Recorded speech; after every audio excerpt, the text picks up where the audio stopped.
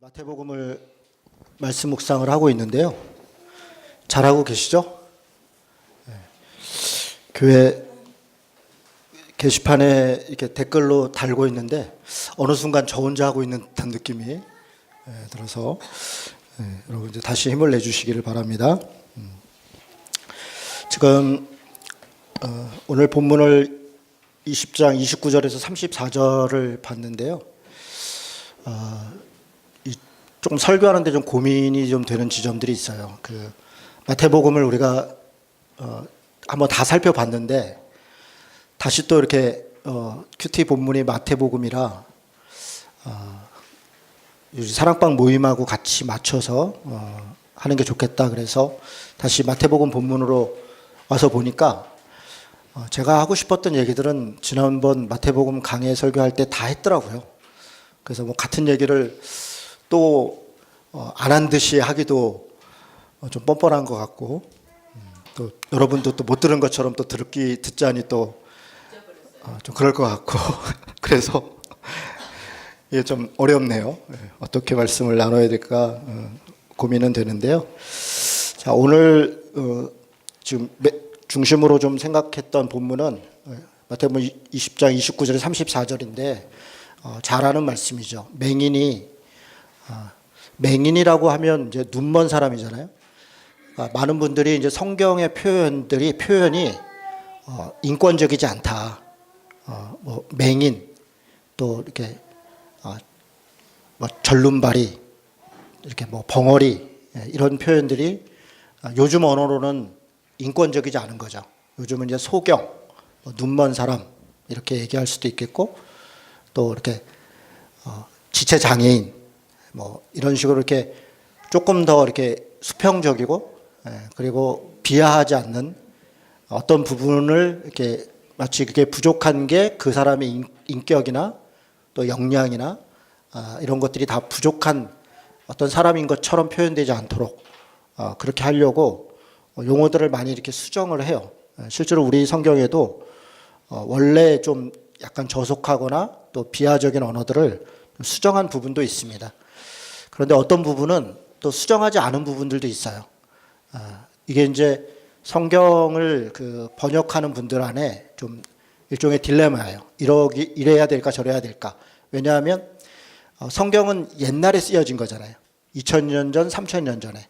그러니까 그 시절에 쓰였던 언어들을 그대로 놔둘 때 그 당시에 그게 무슨 의미로 쓰였는가 또 혹은 그 시절에 어떻게 언어들이 사용됐는가를 이해할 수가 있는데 언어라는 거 하는 것은 그 말의 의미도 있고 맛도 있잖아요. 그 시대 당시에 표현했던 방식도 있고 그리고 그것을 물론 지금 시대에 어떤 의미인가를 재해석하는 것은 필요하지만 언어 자체를 바꿨을 때 후대에 점점 가면서 그 시절에도 그런 식으로 언어가 사용됐나 보다.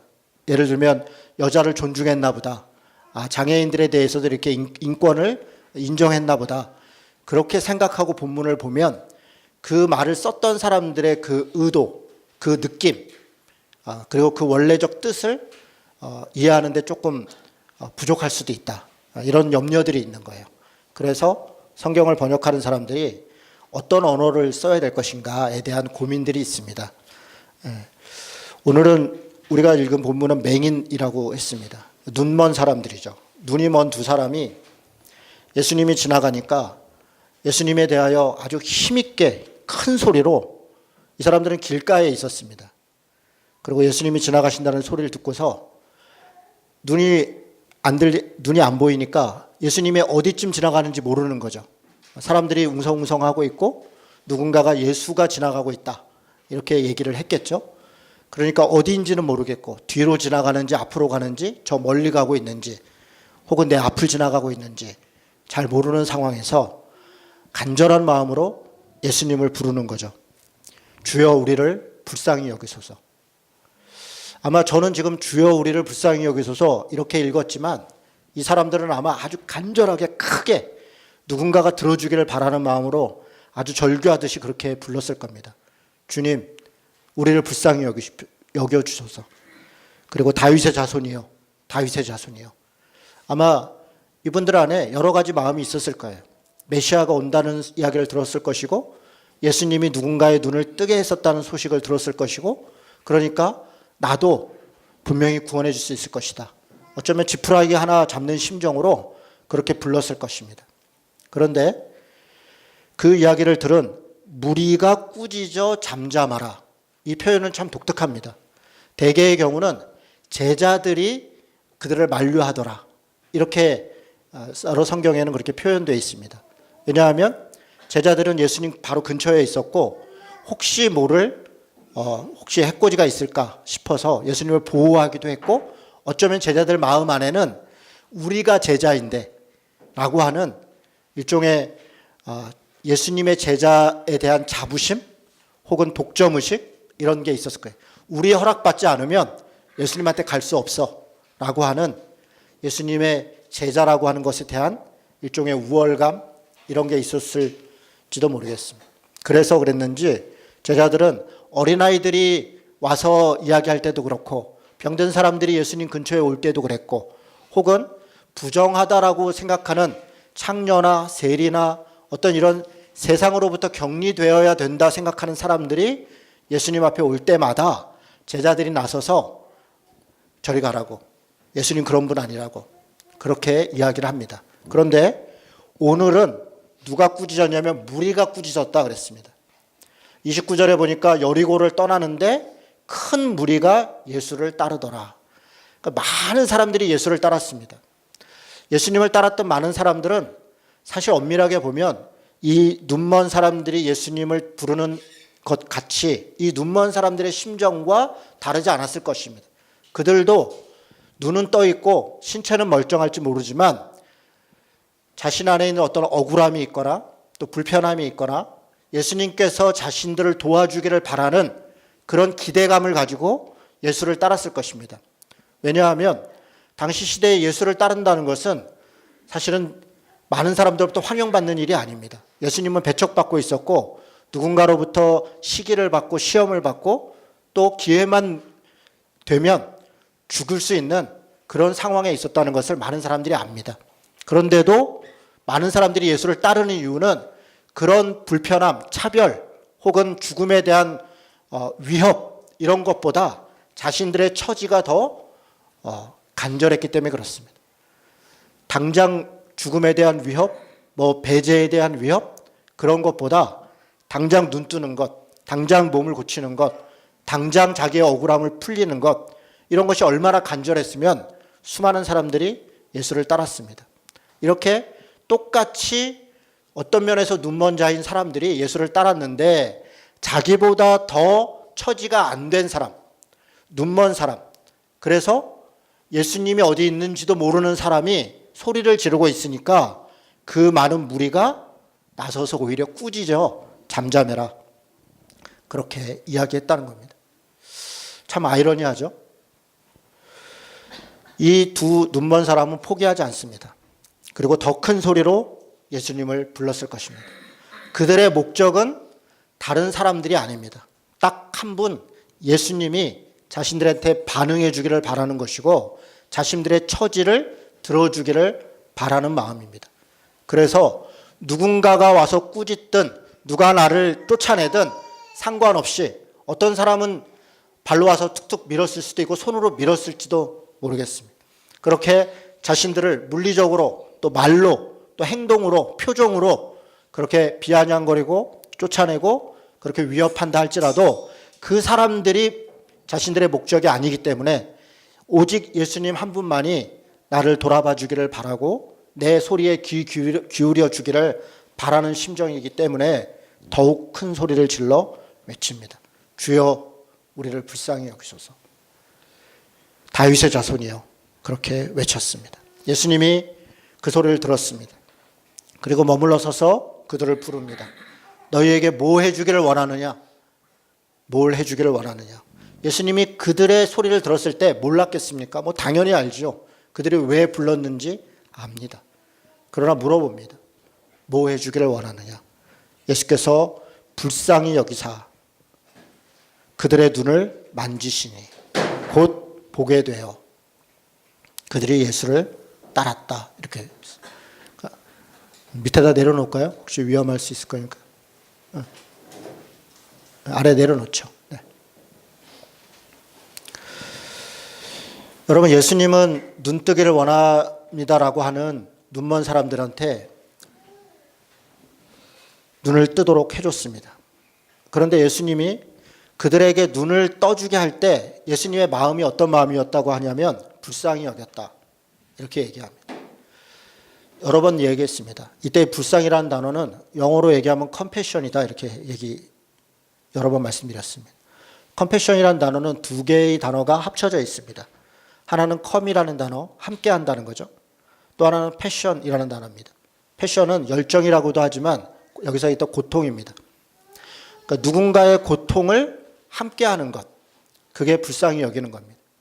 그러니까 우리 언어로 불쌍히 여긴다 그러면 나와 상대적으로 시켜서 나는 좀 우월한 사람이고 나는 좀 나눠줄 수 있는 사람이고 나는 가진 사람이고 나는 지혜가 있고 능력에 있어서 누군가 나보다 못한 사람에게 돈을 나눠주든 또 지혜를 나눠주든 혹은 뭐 어떤 의술이든 어떤 말씀이든 이렇게 나눠준다 생각합니다. 그를 불쌍히 여겨서 나와 다른 사람이라고 생각합니다. 그런데 예수님이 누군가를 불쌍히 여겼다라고 하는 것은 그런 관점이 아닙니다.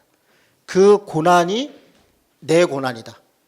그 고통이, 그 연약함이 내 것이다. 내가 그런 자이다. 그것이 불쌍히 여겼다라고 하는 것입니다. 남의 일 같지 않다. 내 일이다. 그 고난에 함께한다. 그 마음이 있었기 때문에 다른 많은 사람들, 제자들도 무리들도 다 예수님 앞에 고통을 호소하고 소리 지르는 사람에게 꾸짖고 잠잠하라 이야기하지만 그러나 예수님은 발걸음을 멈춰서 그 고통받는 사람을 불쌍히 여기고 그의 눈을 뜨게 해주는 것입니다. 여러분, 이 이야기는 바로 앞에 있었던 제자들의 이야기와 비교가 됩니다. 사실 이 이야기는 어떤 면에서 이렇게 성경을 이렇게 쭉 읽어보신 분들은 좀 뜬금없다는 생각이 듭니다. 이 이야기가 왜 여기 있었을까? 그런데 제가 여러 번 또 말씀드리지만 성경의 어떤 이야기는 어떤 자리에 있으면 이유가 있습니다. 앞과 뒤의 이야기들을 통해서 예수님의 어떤 하고 싶으신 얘기 혹은 마태복음이라면 마태가 뭔가 이야기하고 싶은 것을 나타내기 위해서 의도적으로 그런 단어를 쓰고 그런 문장을 쓰고 그렇게 배치를 합니다. 이 앞의 이야기는 이런 이야기입니다. 하나님의 나라 예루살렘에 드디어 예수님이 들어가게 되니까 세베대의 어머니가 세베대라고 하는 야고보와 요한이라고 하는 제자의 어머니가 예수님한테 와서 이렇게 얘기합니다. 예수님, 주님의 나라가 임하면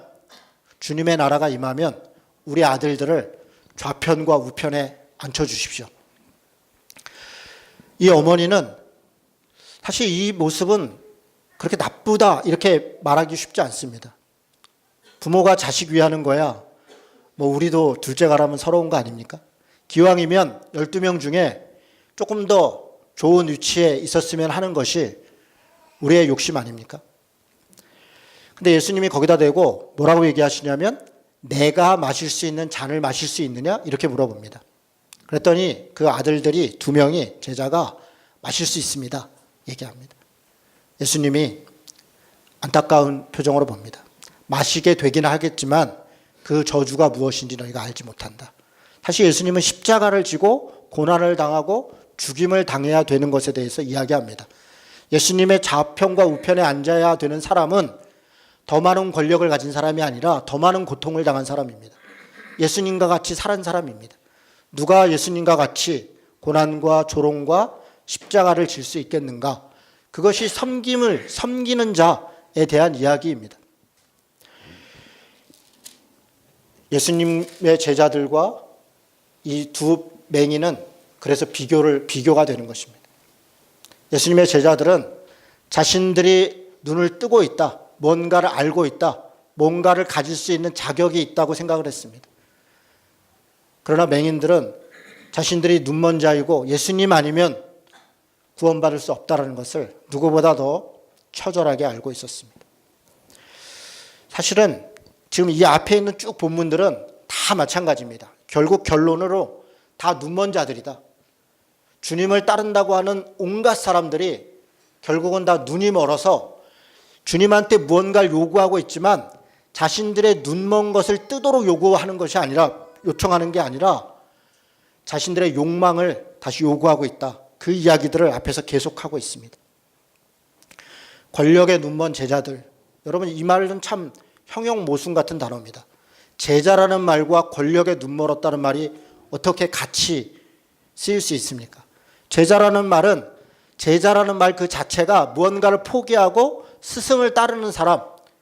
요즘이야 학교에서 공부하는 뭐 스승 제자, 그거야 그냥 지식을 배우는 사람, 뭐 인격을 조금 따르는 사람 정도겠으나, 이 시대의 제 스승과 제자는 자기의 온 삶을 다 들여서 스승의 삶을 따르는 사람, 그것을 제자라고 했던 것 아닙니까? 그런데 그런 제자들이 권력을 따랐다. 이 권력의 눈먼 제자, 이 말 자체는 사실 성립되기가 어렵습니다. 지금도 마찬가지입니다. 사실은 예수를 믿는데 권력을 지향한다, 예수를 믿는데 돈을 따른다, 이 말이 얼마나 모순이 됩니까? 더 비극은 이걸 모순으로 느끼지 못하는 게 우리의 비극입니다. 우리의 기도가 다 돈과 권력과 명예를 지향하고 있으면서, 그것도 하나님의 이름으로 예수님께 기도하면서 그렇게 지향하고 있으면서 사실은 우리가 예수님의 제자라고 이야기하고 있는 것입니다.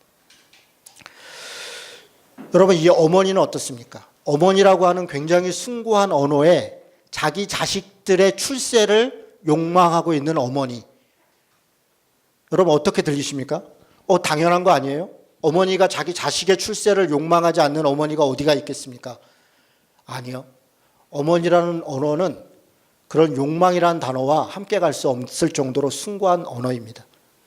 어머니는 자식의 자녀의 출세를 쫓아가 살아가는 사람이 아니라 자식이 바르게 살고, 자식이 건강하게 자라고, 정의롭게 살고, 사람답게 살고, 그렇게 살도록 키우는, 그렇게 살지 못할 때 그래서 이런저런 문제를 일으키고, 그래서 이런저런 어려움에 처했을 때 그를 끝까지 품고 사랑함으로 다시 사람답게 돌이키도록 하는 존재, 그런 존재가 어머니 아닙니까? 우리가 생각해왔던, 우리가 따라했던 어머니는 그런 존재였는데, 지금 시대에 우리는 어머니를 생각하면 어떤 생각을 하냐면, 자식을 위해서 자식이 성공하는 거라면 뭐든지 하는 존재, 그게 범죄여도, 그게 누군가한테 손가락질을 받는 일이라도 내 자식만 성공할 수 있다면 다른 사람 아이가 어떻게 되더라도 괜찮은 존재가 어머니로 인식되고 있는 시대에 우리가 살고 있다는 것, 이게 저는 비극이라고 생각합니다. 어머니라는 숭고한 언어와 제자라는 숭고한 말이 권력과 명예와 어떤 돈과 이런 것들과 함께 가고 있는 것이죠. 그 뒤로 조금만 더 가보면 포도원의 품꾼에 대한 비유가 나옵니다. 또 어떤 주인이 포도원에 일꾼들을 불렀습니다. 오전 9시, 오후 12시, 오후 3시, 그리고 마지막에 부른 사람들 우리가 알다시피 오후 5시였습니다. 부를 때마다 주인은 일꾼들하고 약속을 했습니다. 한 달란트를 주겠다. 한 달란트. 하루 한 사람이 일할 때 벌을 수 있는 그런 돈입니다. 그리고 6시가 되었습니다. 다 돌아가야 될 때 모든 사람들한테 한 달란씩을 주었습니다. 그런데 먼저 온 사람들이 화를 내기 시작했습니다. 그들은 주인에게 왜 똑같이 대합니까? 저 사람들은 5시에 왔고 우리는 더 일찍 왔는데 왜 똑같이 대합니까? 이 말씀에 또 독특한 지점이 하나 있습니다. 분명히 9시에 왔고 12시에 왔고 3시에 왔고 5시에 왔고 4종류의 사람이 있었는데 앞에 3종류의 사람들이 결탁해서 뒤에 마지막 사람을 문제 제기하고 있습니다. 가장 약자인 사람, 가장 힘이 없어 보이는 사람, 가장 할 말이 없는 사람을 향해서 세 부류의 사람들이 힘을 합쳐서 그 억울함을 얘기하고 있다는 거예요. 참 치사한 결탁입니다. 아마 5시에 온 사람이 없었으면 3시에 온 사람을 향하여서 9시와 12시에 온 사람들이 결탁하고 공격을 했겠죠. 아마 3시에 온 사람이 없었다면 12시에 온 사람을 향해서 9시에 온 사람이 문제 제기를 했겠죠. 이게 우리의 욕망입니다. 우리의 욕망이에요. 사실 이들은 공평을 원하는 게 아닙니다. 자신들에게 여기 20장 10절에서 이야기하는 것처럼 받은 자들이 와서 이르되 먼저 온 자들 더 받을 줄 알고, 그러니까 누군가보다 더 받지 않으면, 누군가보다 내가 더 인정받지 않으면, 내가 조금이라도 더 낫지 않으면 도저히 만족하지 않는 것입니다. 우리는 하나님 앞에서 구원을 기도합니다. 그런데 하나님의 나라가 어떤 것인가 라고 이야기할 때 우리는 다 이렇게 얘기합니다. 슬픔이 없고 눈물이 없고 이 땅의 고통을 쉬게 하는 곳이다. 그것에서는 차별이 없는 곳이다. 배제가 없는 곳이다. 그것에서는 모두가 다 사랑하고 다 형제자매인 곳이다. 그렇게 이야기합니다. 그런데 만약에 정말 우리가 천국에 갔을 때 우리가 정말 다 그렇게 똑같이 사랑하고 똑같이 인정받고 그렇게 산다면 만족하시겠습니까? 우리가 만족할까요? 아니요. 만족하지 않습니다. 그래서 우리는 상급을 만듭니다. 천국에도 다 계급이 있어. 면류관으로 구원받은 사람이 있고 개털로 구원받는 사람이 있고 10고을 다스린 사람이 있고 1고을 다스린 사람이 있어.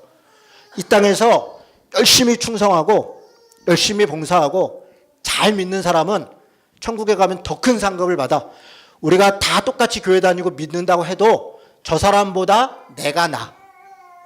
그 비교의식이 없으면, 그런 우월적 보상이 없으면 우리는 신앙생활조차도 별로 하고 싶어 하지 않습니다.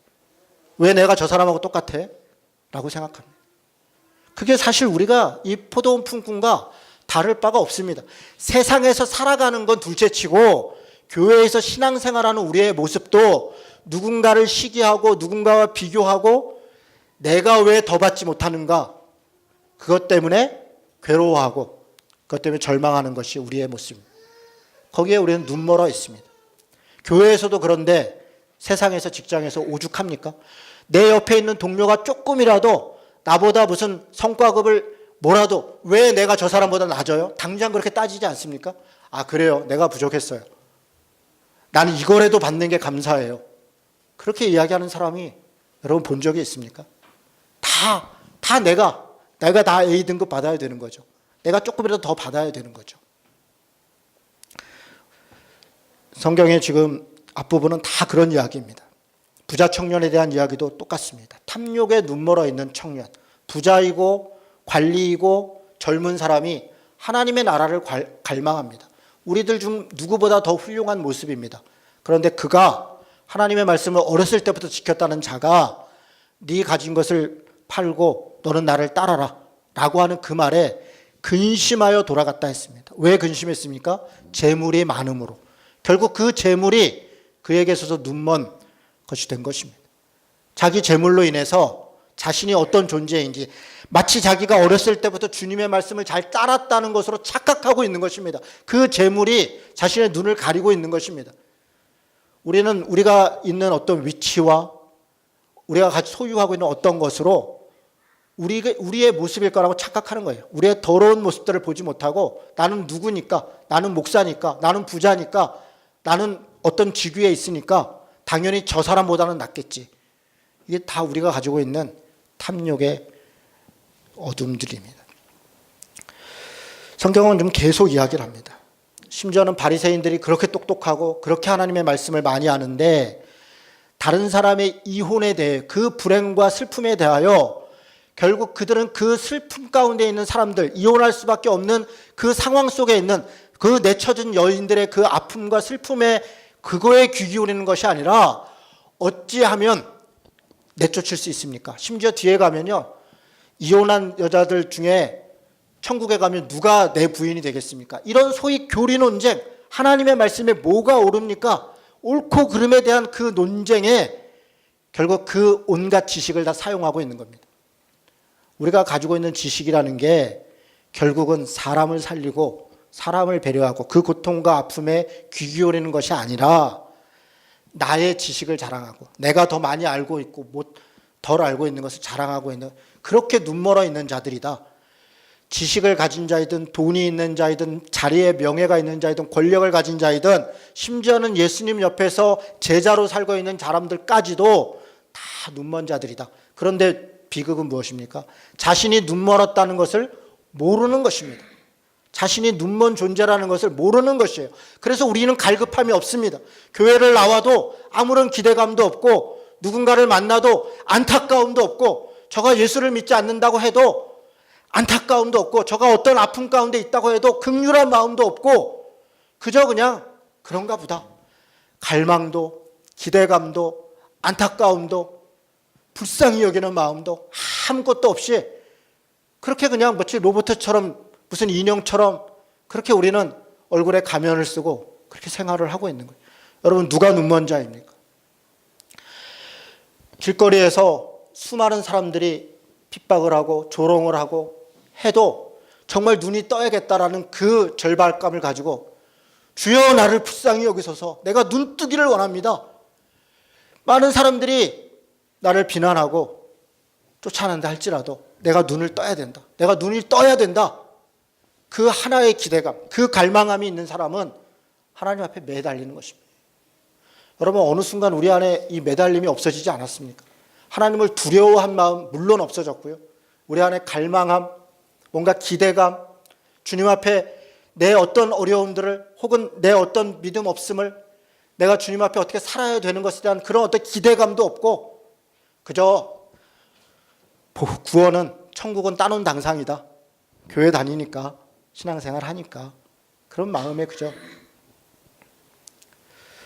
여러분 그게 우리의 모습이라고 지금 이 말씀들은 우리에게 계속 이야기하고 있는 것입니다. 계속 이야기하고 우리는 이런 말씀들을 묵상하면서 나는 그렇지 않아. 나는 바리새인이 아니야. 나는 포도원의 그 악한 품꾼이 아니야. 나는 그런 어리석은 어머니가 아니야. 나는 그런 제자가 아니야. 그리고 그들을 비난합니다. 그러나 가만히 생각해 보십시오. 우리가 바리새인 아닌가요? 여러분 우리가 다 부모이고 자녀를 키우는데 내 자식의 성공을 위하여 우리도 사실은 우리 신앙을 팔아먹고 우리의 양심을 팔고 우리의 마음을 팔고 그런 거 아닙니까? 내 옆집에 있는 우리 옆집에 있는 어떤 애가 그 애가 뭔가 좀 똑똑하대 뭐가 잘한대 어디 학원 갔더니 괜찮대 그 소리에 우리의 마음이 불안한 거 아닙니까? 나도 우리 애들을 그렇게 해줘야 된다 이런 마음에 우리도 불안한 거 아닙니까? 나중에 우리 애들한테 그래도 우리 부모가 나한테 최선을 다했어 그런 얘기 듣고 싶은 거 아닙니까? 그 말을 듣고 싶은 게 애가 정말 잘 되기를 바라서입니까? 아니면 내가 너희들한테 이렇게 잘해줬다는 걸 인정받고 싶은 것입니까? 사실 우리의 모습이 이와 다르지 않습니다. 하나님의 말씀을 따라서 어찌하면 더 살아갈까 그것을 우리가 고민하는 것이 아니라 주님으로부터 어떤 이익을 얻을 것인가 그것에 우리의 눈이 가려져 있는 것입니다. 다시 원래 말씀으로 돌아와 보겠습니다. 눈먼 사람들을 불쌍히 여기셔서 주님이 그들의 눈을 만지셨습니다. 그들은 곧 보게 되었습니다. 그리고 그들이 부자 청년과 그리고 다른 바리새인들과 또 품꾼의 악한 사람들과 달랐던 딱 한 가지는 이것이었습니다. 그들이 예수를 따르니라. 여러분 수많은 무리가 예수님을 따랐습니다. 수많은 사람들이 예수님으로부터 병을 고침을 받았고 위로를 받았고 또 여러 가지 억울함들 가운데서 고침을 받았습니다. 귀신이 쫓겨나기도 했습니다. 수많은 사람들이 예수를 믿고 있습니다. 우리는 큰 무리 중에 한 사람입니다. 그런데 이 눈먼 사람이 이후에 어떻게 됐는가 그건 잘 모릅니다. 그런데 이 본문이 분명히 말하고 싶은 것은 예수를 따르니라. 결국 병을 고치든 무엇을 하든 그 결과들은 예수님이 어떤 원통한 사람들의 억울함들의 어떤 신적 권위를 통해서 무언가를 해주는 그 목적은 그 자체를 고쳐주는 데 있는 것이 아니라 주님을 따르도록 하는 것입니다. 다시는 그 죄의 종로로 타지 않도록 하는 것, 그 귀신에 매여 살지 않도록 하는 것, 그 유일한 길은 주님을 따라가는 것입니다. 우리는 주님을 따르는 길을 잘 알고 있습니다. 예배 열심히 드리는 거요? 아니요. 우리가 주님을 열심히 따르는 길 잘 알고 있습니다. 주님이 가셨던 그 길을 우리도 가는 것입니다. 주님이 마셨던 그 잔을 우리가 마시는 것입니다. 고난도 십자가도 그 말씀과 그 앞에 계속적으로 순종해 가는 것입니다.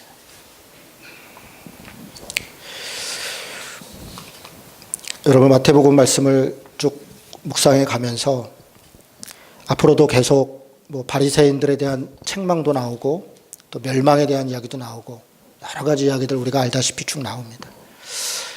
이 말씀들 앞에 정말 우리가 주님을 따른다는 것이 무엇인가, 우리가 제자가 된다는 것이 무엇인가를 다시 한번 곱씹어 봤으면 좋겠습니다.